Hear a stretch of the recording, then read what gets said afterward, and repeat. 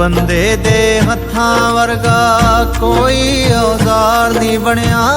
ਇੰਨਾ ਕੁਛ ਬਣ ਗਿਆ ਲੇਕਿਨ ਕੁਦਰਤ ਤੋਂ ਪਾਰ ਨਹੀਂ ਬਣਿਆ।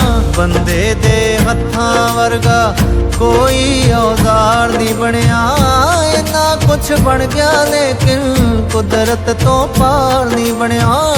ਬੰਦੇ ਦੇ ਹੱਥਾਂ ਵਰਗਾ।